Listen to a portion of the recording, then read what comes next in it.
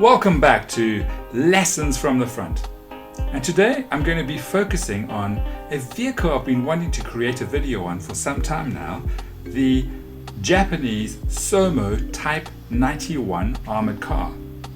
When I initially purchased the vehicle for my Japanese Army collection in bolt action, I must be honest and say I bought it purely because I needed a vehicle to support my infantry. But I knew very little about the SoMo Type 91. And to be fair, I find the naming of these vehicles rather confusing. If you want to know a little more about Japanese armored cars, please do visit my friend Adam's channel. The link is displayed here for you to see. So perhaps the name of the Type 91 SoMo armored car might give you an indication of why I was a little confused about the naming of these vehicles at first. The Type 91 is also known as the Sumida M2593, and then the Navy used a very similar vehicle, in fact the same vehicle, except that it couldn't go on railway lines. It was purpose-built for traveling on roads, and that vehicle is called the Sumida Model P, or the Type 90. It was produced by the Ishikawajima Motor Car Factory from 1933 onwards, and there were about 1,000 of them built. It had a mass of 7.7 tons, a length of 6.57 meters, a width of 1.9 meters, and it had a height of 2.95 meters. And 6 men crewed the SoMo Type 91 armored car. Its front armor was between 8mm and 16mm thick. It was an armored car after all, but it was enough to repel small arms fire. And this was efficient for the roles for which this vehicle was used, and that was pretty much to patrol the interior of China and to act as a deterrent to uprisings in various areas that the Army or the Navy had occupied.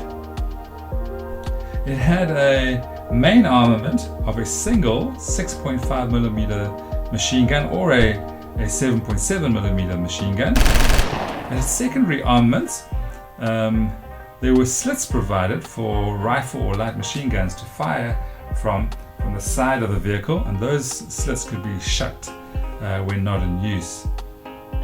The SoMo Type 91 had an engine, a 4-cylinder gasoline or petrol engine. Of course it had an engine, and that produced 45 horsepower. It had an operational range of 241 kilometers, that's 150 miles, and a maximum speed of 40 kilometers on the road and 60 kilometers on the railway lines. The SoMo Type 91 could operate on roads and railway lines, and this was its defining feature. Its 6 road wheels could be exchanged for flanged railway wheels. When not in use, the tires would hang on the side of the hull of the armored car. It had 4 built-in jacks that could raise the vehicle up and allow for the wheels to be changed. And they say a good crew could change the wheels, all 6 wheels, between 10 and 20 minutes. The front set of wheels could also be adjusted to various rail gauges, and so the car was capable of operating on different sized gauges. The vehicle was very successful in covering huge distances in the 1937 invasion of China. They were also used in Manchuria to guard railway lines, and they could be coupled together and operate on the rails like rolling stock.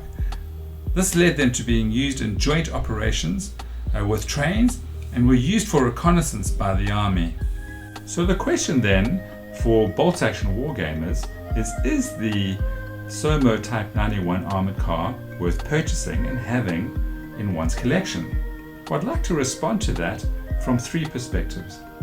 So firstly, as a member of Fireteam Alliance Wargames Club based here in Singapore, our club has been playing a large number of games based in the Far East. And the SoMo Type 91 vehicle was used extensively in Manchuria, in China, especially in the invasion of China in 1937, and in the Malaya campaign.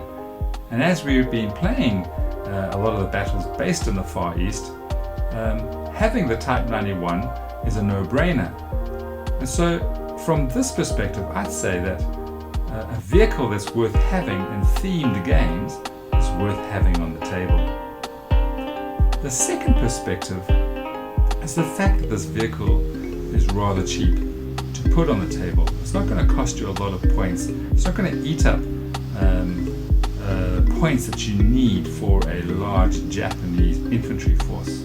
Yes, it doesn't have high armament, and that is why it's cheap. But you're going to be purchasing a vehicle for only 66 points for a veteran SoMo Type 91 that is a mobile LNG carrying vehicle that is pretty much impervious to small arms fire, and thus very useful in supporting infantry squads and even giving them cover against other infantry squads. So for a small number of points, you're generating a useful additional order dice. First dice out is Japanese.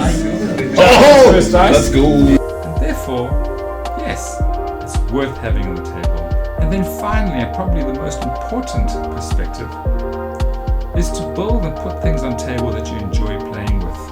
And I particularly enjoy using vehicles that are a little bit of the oddball, such as this SoMo Type 91 that can also travel on the railway lines. And so purchase things that you enjoy using. So there you have it. That's my brief overview of the SoMo Type 91 armored car. If you enjoyed watching this video, please do give it a thumbs up, like and subscribe, and share my video with those who have similar interests to us and enjoy our hobby. At the end of the day, whatever you build, whatever you paint, do it because you enjoy doing it. Please do look out for future videos of mine coming up soon. As I mentioned earlier, our club recently played a large multiplayer 7,000 plus points defense of the Sihang warehouse game, and that after action report is one that I'm busy working on. Who's going to win today? I'm also working on videos of other models that I have in my collection, and I'm going to be playing a few standard 500, 750, 1,000 point bolt action games again, and I'll be making after action reports on those too. Please do look out for them. Thank you again for supporting my channel, and in the meantime, happy gaming!